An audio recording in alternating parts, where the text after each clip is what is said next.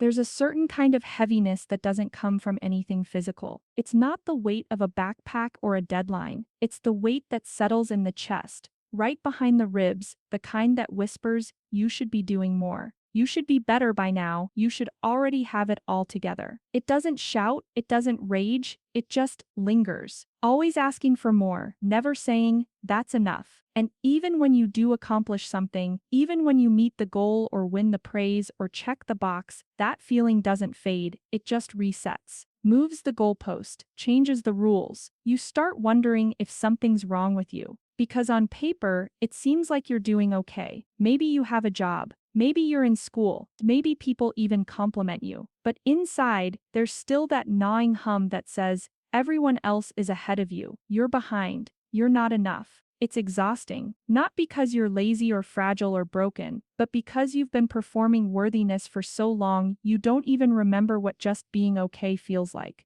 This constant reaching for some invisible standard, it often begins early. Sometimes it's shaped by how we were raised, the things we heard or didn't hear growing up. Maybe you only got praise when you excelled. Or maybe your best effort was never acknowledged. Or maybe love felt conditional, something you earned with achievement or behavior, not something freely given. So now you equate value with output. You measure your worth in productivity, praise, comparison. And anytime you aren't crushing it, a quiet panic seeps in. The fear that you're falling behind, that you're wasting time, that you're not enough. But here's something we rarely pause to consider. What if this sense of inadequacy doesn't come from a lack within you, but from an overabundance of unrealistic pressure around you? What if the voice in your head isn't even yours? What if it was planted there by culture, school, family, or society? A voice that says, you have to earn your place in the world. That voice is not truth, it's conditioning. And the more you begin to recognize that difference, the more you can start to untangle it.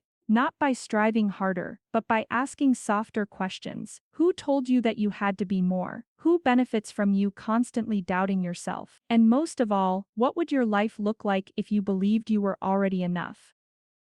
We live in a culture that's obsessed with more. More success, more followers, more money, more productivity, more self-improvement. It's sold to us like salvation, the idea that if we just fix one more thing, get one more win, reach one more goal, then finally we'll feel okay. Finally we'll feel enough. But that finish line, it keeps moving. The bar always gets higher. The goalpost always slides further away. You lose 10 pounds, now you should tone. You get the degree, now you need the job. You land the job, now you should be promoted, married, successful, and mentally well, with glowing skin, a clean apartment, and a thriving side hustle. Every milestone that was supposed to bring relief instead becomes another checkpoint on a never-ending track. And when you don't hit those marks, you're not just disappointed, you feel defective, as if failing to meet an impossible standard proves something awful about your worth. This is how the myth of more steals our peace. It promises fulfillment but breeds anxiety. It rewards burnout. It glorifies perfectionism. And it tells us that rest is laziness, slowness is failure, and simply being without producing is somehow a waste of time. No wonder we feel like we're never enough. We're trying to earn love in a system that profits from our insecurity. But here's the truth hiding in plain sight. You were never meant to be perfect. You were never supposed to be endlessly optimized. You were designed to be human, with needs, flaws, contradictions, and rhythms. The part of you that's tired, that feels behind, it's not broken. It's wise. It's trying to protect you from a game you were never meant to win. And maybe that's where healing begins. Not by pushing through exhaustion, but by stepping off the hamster wheel entirely. By asking questions like, what would enough look like if I defined it for myself? What would it feel like to live gently, instead of constantly pushing? This isn't about giving up. It's about letting go of the belief that your value depends on what you achieve. And maybe, just maybe, your worth isn't something you earn. It's something you already have. There's a subtle kind of hunger that lives under the surface. Not a hunger for food, not even for success. It's a hunger to be seen, to be known, to be told by someone else that you matter. This is where things get tricky. Because when you don't feel enough on the inside, You start looking for proof on the outside. And at first, that works. You ace the test. You get the compliment, you post the picture and rack up the likes. You do the thing and someone says, "Wow, you're amazing," and it feels so good. But it doesn't last. Because the high fades, and soon you need another hit. So you chase it again, more praise, more approval, more reassurance. It becomes a cycle, a performance. You smile even when you're sad. You say yes when you're overwhelmed. You achieve and achieve, hoping someone will finally say the magic words, "You are enough just as you are." But they never say it quite right. Or if they do, you don't believe them. Because deep down your inner script is louder. If they really knew me, they wouldn't say that. If I stop achieving, they'll stop loving me. That's the heartbreak of external validation. It's not that wanting it is wrong, we all need affirmation sometimes. But when it becomes the only thing holding up your sense of self, you start to live for applause instead of alignment.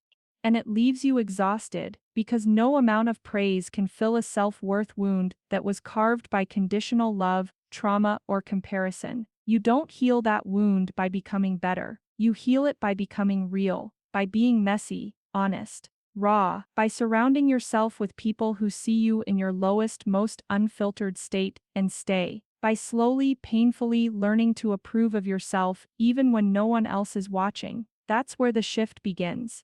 You stop chasing the high, you stop bending to fit other people's scripts. You start asking, what does authenticity feel like in my body? What kind of life would I build if I stopped performing worthiness and just started being me? You're not meant to be someone else's mirror, you're meant to be a whole living soul who is allowed to take up space without asking. Even in silence, even in stillness, even without applause.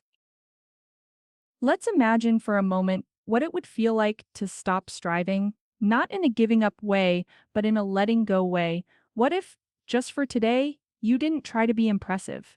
What if you didn't optimize your to-do list, didn't rework your resume in your head, didn't rehearse your answers or pre-plan your charm? What if you simply existed, messy, beautiful, flawed, and still enough? It sounds radical, because it is.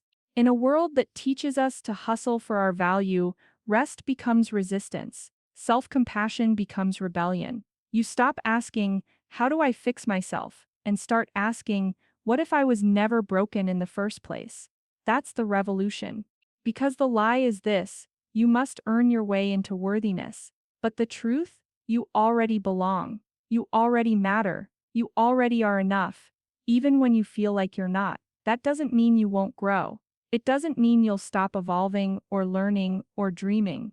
It just means the foundation underneath all that growth will no longer be shame. It will be love, and that changes everything. You'll start choosing goals that light you up, not wear you down. You'll stop measuring yourself against people who aren't even living your life. You'll begin to hear that inner critic whisper, and instead of obeying it, you'll meet it with curiosity. Whose voice is that? What is it trying to protect me from? Do I have to believe it? Healing doesn't always look like breakthroughs and big moments. Sometimes it's soft, quiet, like breathing more deeply than usual, like saying no when you're tired, like looking in the mirror and not flinching. You may still have days when you feel behind, still compare, still ache, still crave the old hit of validation. That's okay, but slowly with practice, you'll anchor back into yourself. You'll remember the truth that was buried beneath all the noise. You are not your productivity, you are not your image. You are not the voice that says you have to earn love.